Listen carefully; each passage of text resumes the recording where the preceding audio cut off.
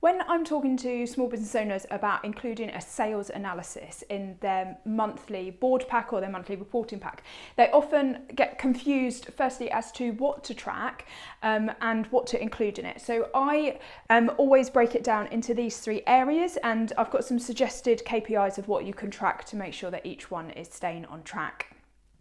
So from my perspective, I always break it down into these three key areas when it comes to sales analysis. So the first one is business development, and business development is all about acquiring new customers and selling new product ranges.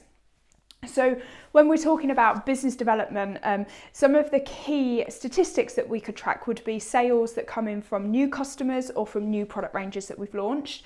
So you can track both the sales value and also the quantity of new customers. So you might say, for example, if you've traded with 100 customers in the month, how many of those were brand new customers versus repeat spending customers? So you might like to, for example, set a target for your business and say that you want 20% of all of your customers every month to be brand new customers, and that would be a form of business development.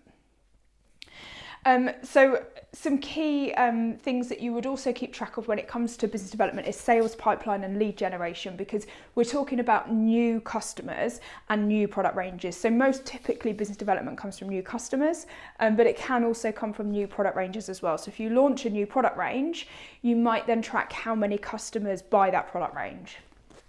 So when we're talking about business development, we're talking about new products and new customers and how you source them. So when you're thinking about your sales analysis, you want to be tracking the value of the sales that's made in the area of business development, or the potential sales. If thinking about your sales pipeline and lead generation, you might track the potential sales that could come from that. And there you might track the conversion. So if, for example, you've got 100k of potential sales, how much of that actually converts into actual sales?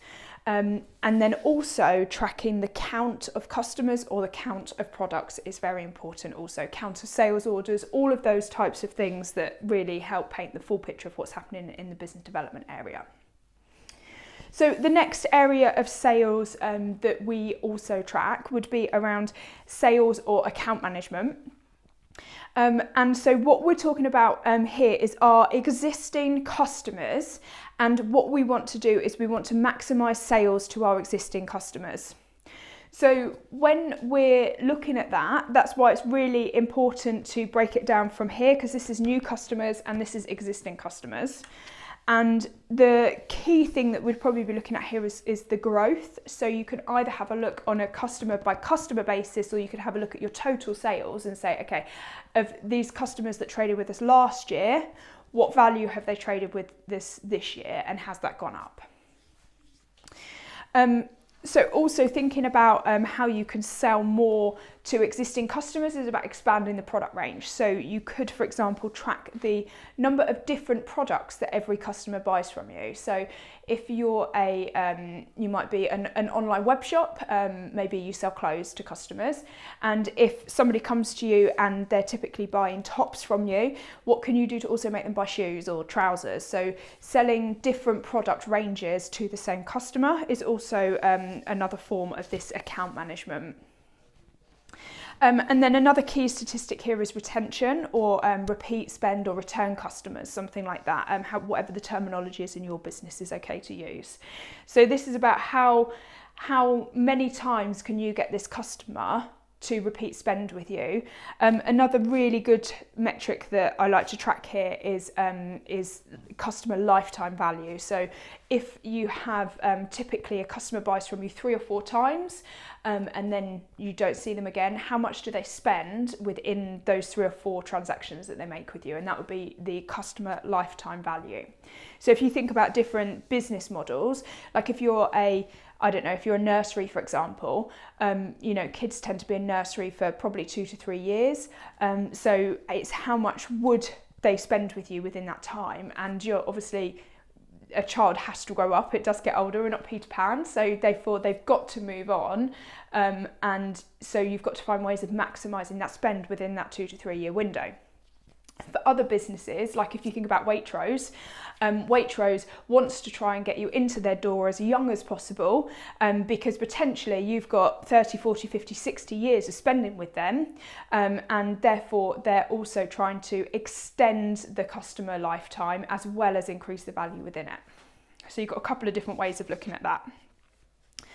And then the third area, and the types of KPIs that you can have a look at, is around customer service or service delivery.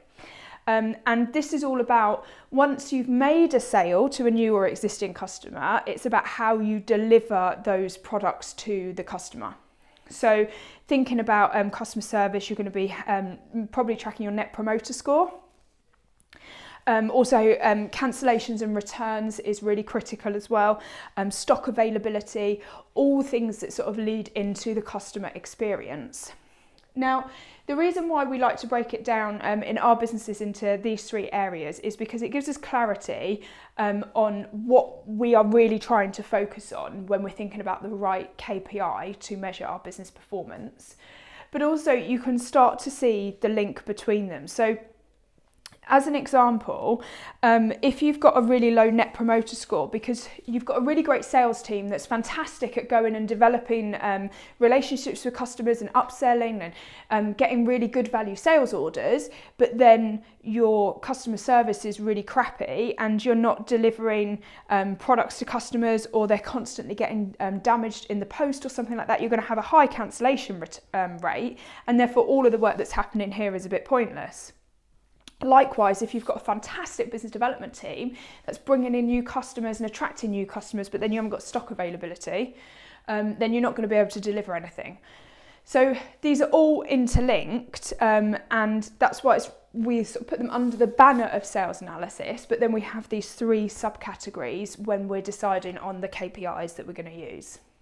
So let me know what you think about this. Have you ever thought about breaking your sales analysis down and thinking about the KPIs in this sort of structure? If you use something different as well, I'd be really interested to see what you use in your business, because this is just my way of doing it. It's not the right way or the only way. There's lots of different ways you can do this. So do let me know in the comments below.